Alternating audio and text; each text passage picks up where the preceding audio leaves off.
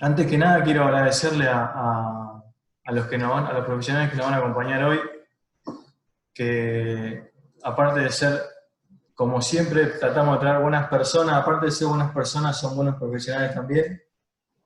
Eh, una de ellas es Celeste Caraballo, que es abogada, que trabajó, perdón, pero voy sumando gente, que trabajó en una RT como en el sector de legales como administrativa, después fue responsable de, de WIF, después continuó su carrera profesional, actualmente es la responsable de Siniestro, una compañía de seguro, así que nos va a enriquecer con toda su experiencia en la charla de hoy.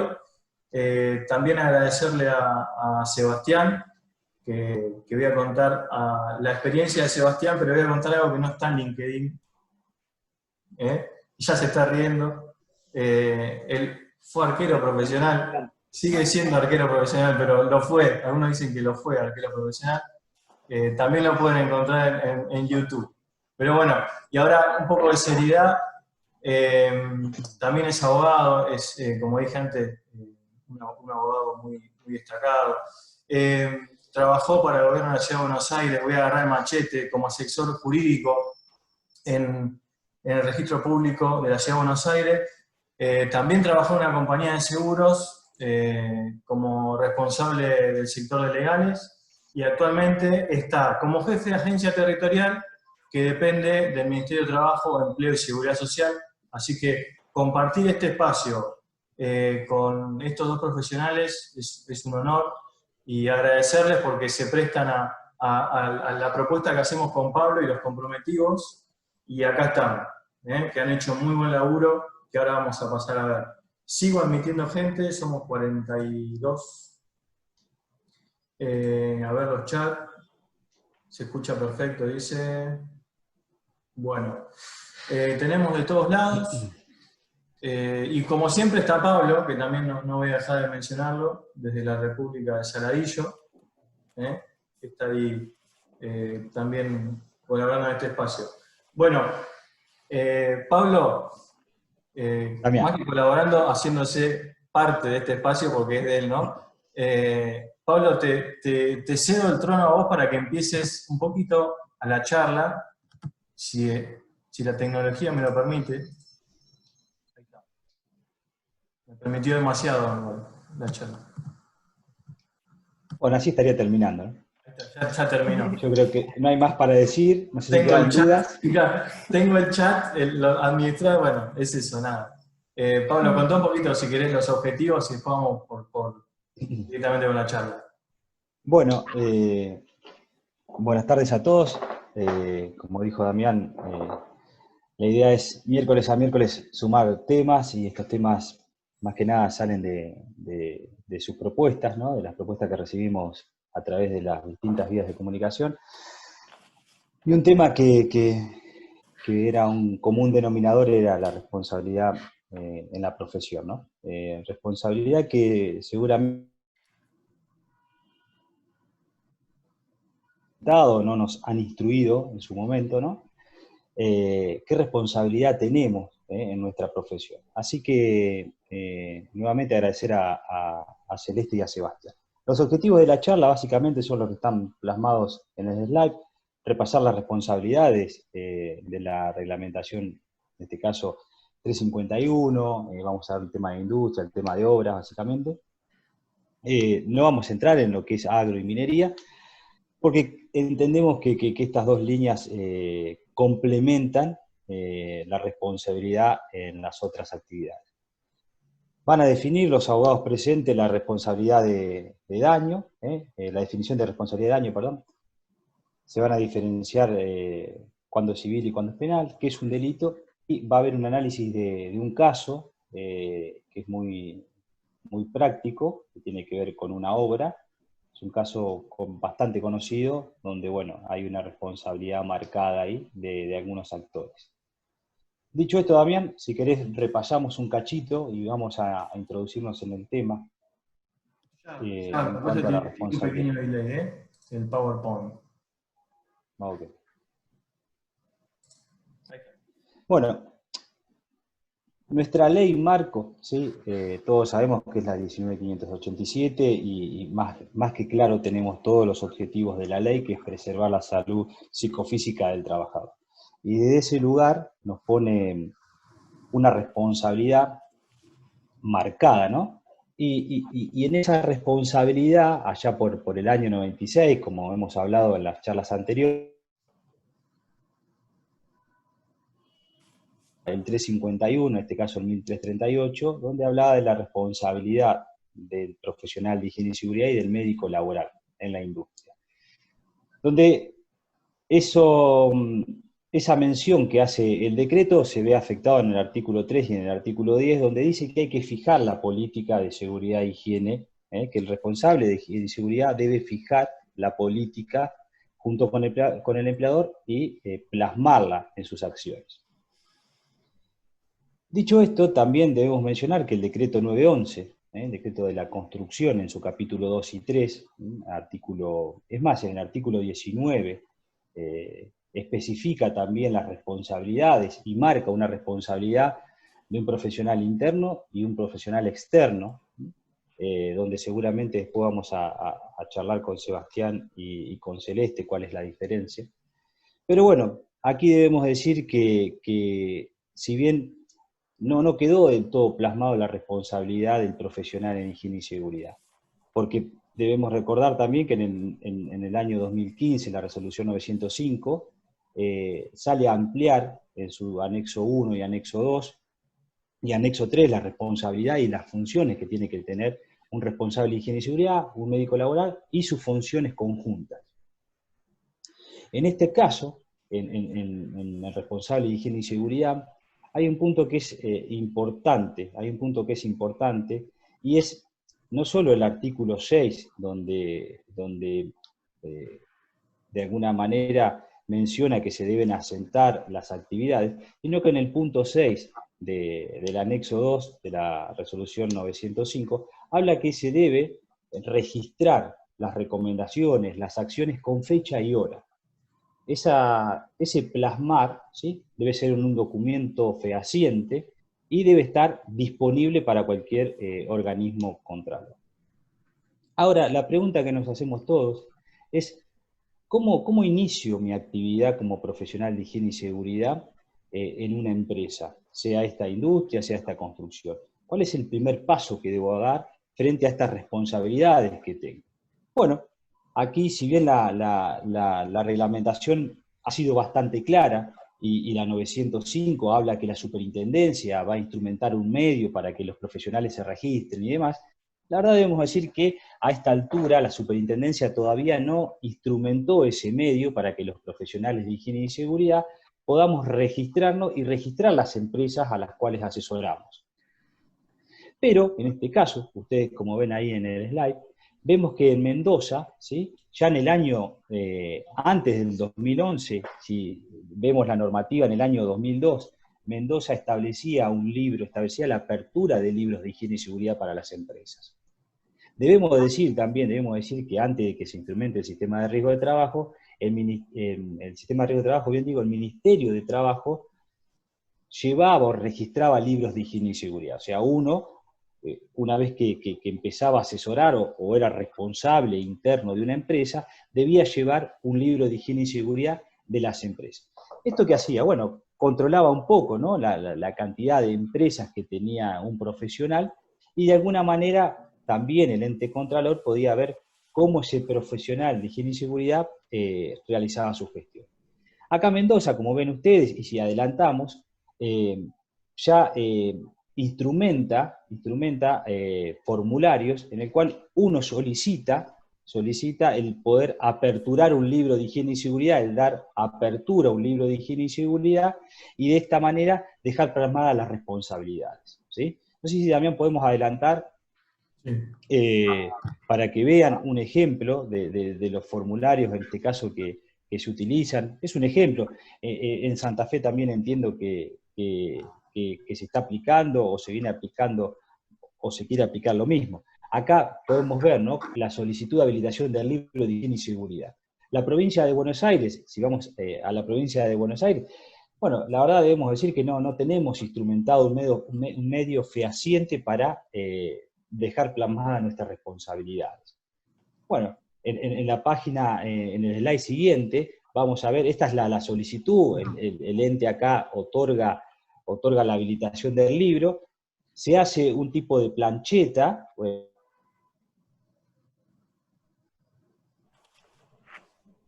higiene y seguridad en sus libros.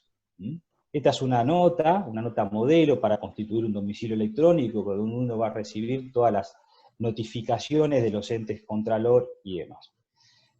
¿Esto por qué lo menciono? Porque nosotros debemos dejar asentada nuestra responsabilidad. Ustedes saben que el profesional puede ser tanto interno como externo. Bueno, aquí seguramente es donde nace el problema a la hora de constituirse un accidente, una enfermedad profesional o una muerte. Bueno, ¿dónde quedan las responsabilidades del profesional de higiene y seguridad? ¿Dónde quedan las responsabilidades del empleador? ¿Hasta dónde yo como asesor externo tengo responsabilidad? ¿Hasta dónde tiene responsabilidad la empresa? Si soy responsable interno de una empresa, bueno, ¿hasta dónde llegan mis facultades? Bueno, acá un poquito nos va a empezar a desasnar Celeste y Sebastián en este camino. Pablo, perdón, antes de continuar, vi que alguien levantó la mano, me perdí el nombre, pero que alguien levantó la mano para participar, si quieren hacer alguna pregunta o algo. Ok.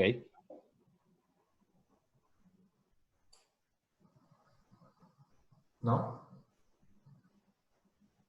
Bueno. Sí, continúa, Pablo. Ok, nada, ahí estaba leyendo alguno de los chats.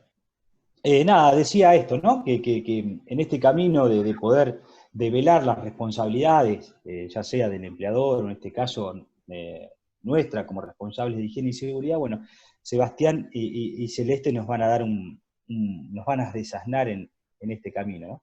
Así que, si quieren, le damos pie a ellos para que puedan comenzar. Perfecto. Bueno, buenas tardes a todos, ¿cómo están? Bueno, antes que nada agradecer a Pablo y a Damián por invitarnos a participar. ¿Se me escucha bien? Perfecto. Sí, bien.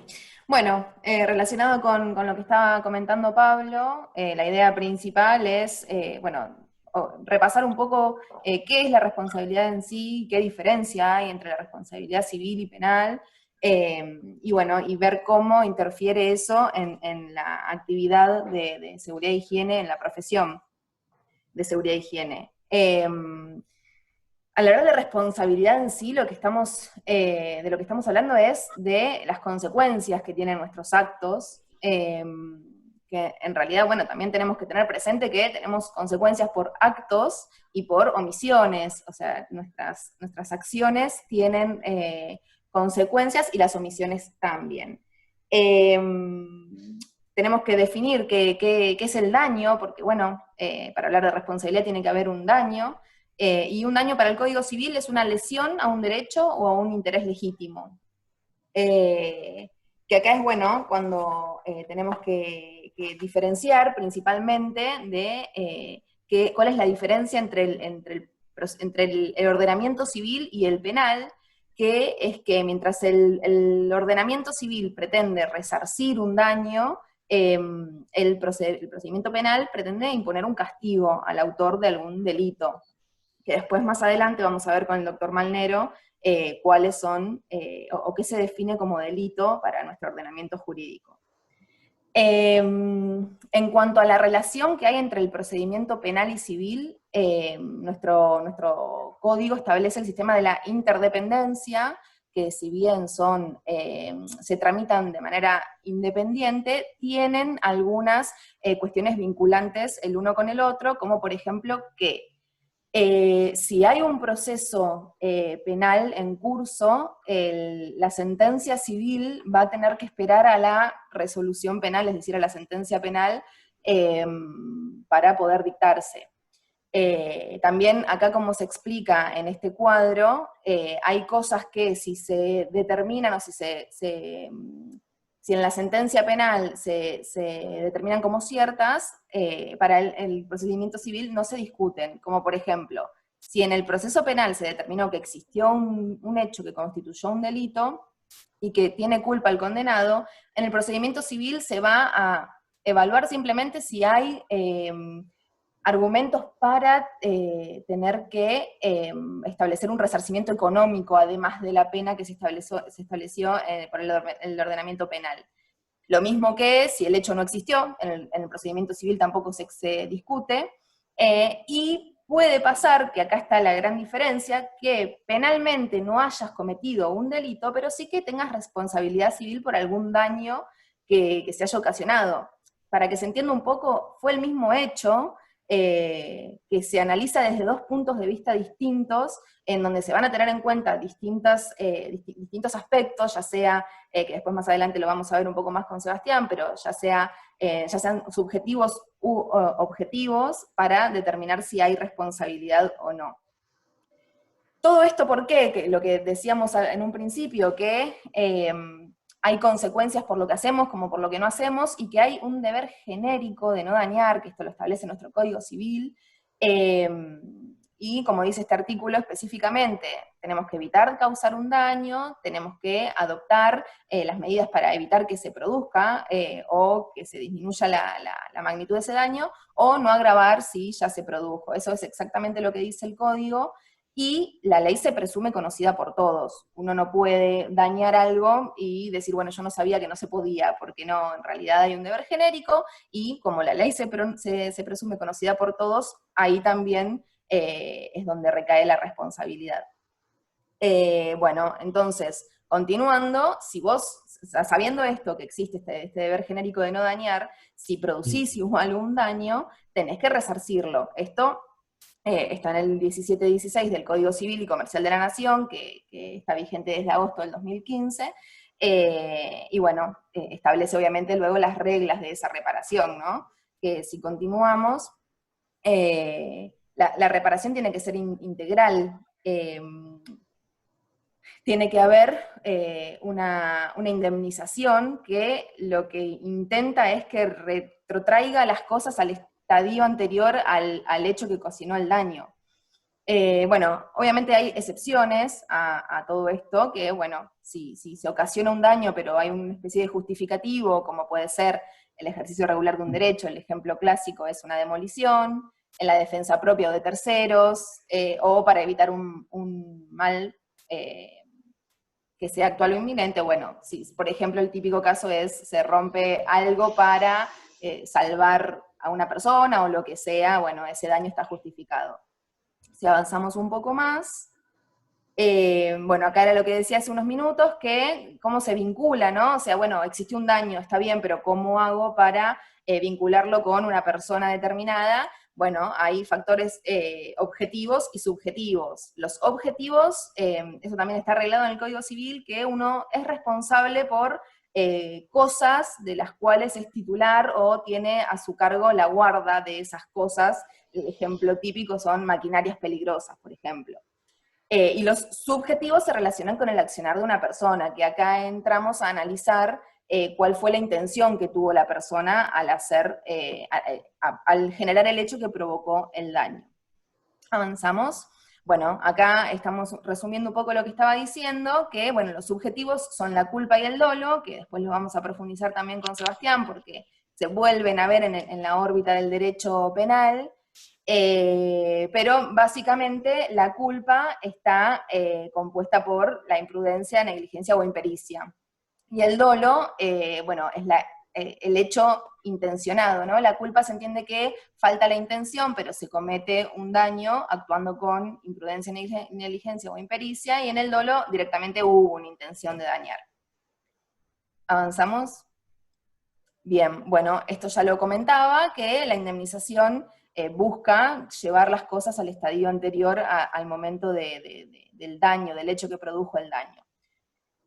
Así que bueno, eso más o menos, en líneas generales, sería lo que es la responsabilidad civil, y bueno, como deben saber, hay seguros de responsabilidad civil, que por ahí repasar un poco qué es lo que comprende y qué es lo que realmente cubre, o la mayoría de las compañías que ofrecen este seguro, la mayoría de las pólizas que están en el mercado, se tratan más o menos de lo mismo, que bueno, mantener indemne al asegurado por alguna cuestión en donde tenga que, o que sea imputado alguna responsabilidad civil.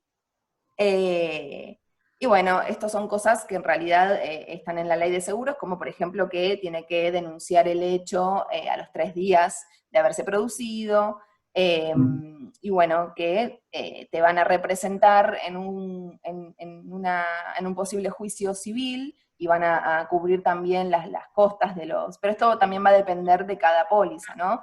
Las costas de esa contienda, y bueno, te pueden llegar a representar también en el juicio penal si es que existe. Pero bueno, más o menos como para tener presente que existen estas pólizas, que si por ahí tenemos alguna voluntad de contratar, puede servir para tener una tranquilidad extra, pero bueno, nos pareció oportuno hablar de esto porque justamente intenta que uno esté cubierto por la existencia de algún tipo de estas responsabilidades.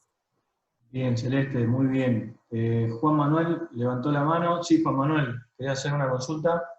Sí, ¿qué tal? Buenas tardes. Bueno, ante todo, muchas gracias por la capacitación. Y quería hacer una consulta, Celeste, teniendo en cuenta los seguros de responsabilidad civil comprensiva. A mí me genera una duda el hecho de las cláusulas particulares que puede llegar a solicitar un contratista o un empleador, en el caso de, por ejemplo, yendo puntualmente a la de la cláusula de no repetición a favor del contratista X, y la relación que existe con la responsabilidad solidaria. Bien, acá no sé si me va a poder ayudar un poco Sebastián, que con respecto a responsabilidad civil maneja un poco más el tema. Seba. Sí, a ver si entendí bien tu consulta. El seguro que explicó un poco Celeste está orientado a aquella responsabilidad que pueda surgir por el ejercicio de la profesión en casos que haya ocurrido alguna negligencia, impericia. O sea, el seguro tiene como objetivo, para que se entienda claramente, cubrir el reclamo que me pueden hacer por un ejercicio justamente incorrecto de mi profesión.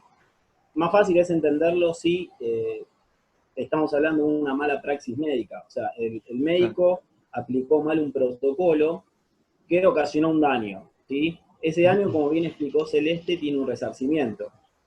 ¿Qué va a hacer el seguro? El seguro, yo le voy a trasladar al asegurador mi responsabilidad entre ese daño y va a cubrir el reclamo que me haga, digamos, el tercero, ¿sí? O en este caso, en el ejemplo que di, el paciente del médico. La responsabilidad civil comprensiva es, digamos, amplia. Este caso que explicó Celes quizás está más orientado a lo que se llama responsabilidad civil profesional. Si uno consulta en una aseguradora, el producto se vende o se ofrece o se, digamos, explica bajo ese lineamiento. Y es posible que un contratista pida un seguro que comprenda ciertos alcances y que el beneficiario, en caso de ocasionar un daño, sea el mismo contratista. Eso puede suceder. Eso es un tema que se va a resolver con la compañía aseguradora.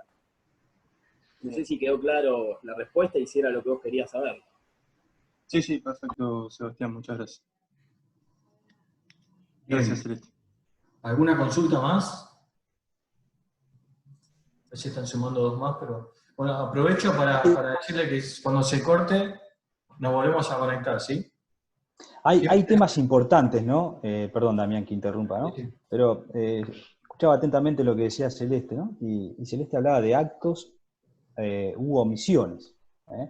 Y en este aspecto no puedo no pensar en aquellos documentos que continuamente hacemos los profesionales de higiene y seguridad, y hasta dónde quedan nuestras palabras, ¿no? Volcadas en un papel, hasta dónde esos actos u omisiones reflejados en ese documento nos comprometen o nos llevan a determinadas responsabilidades.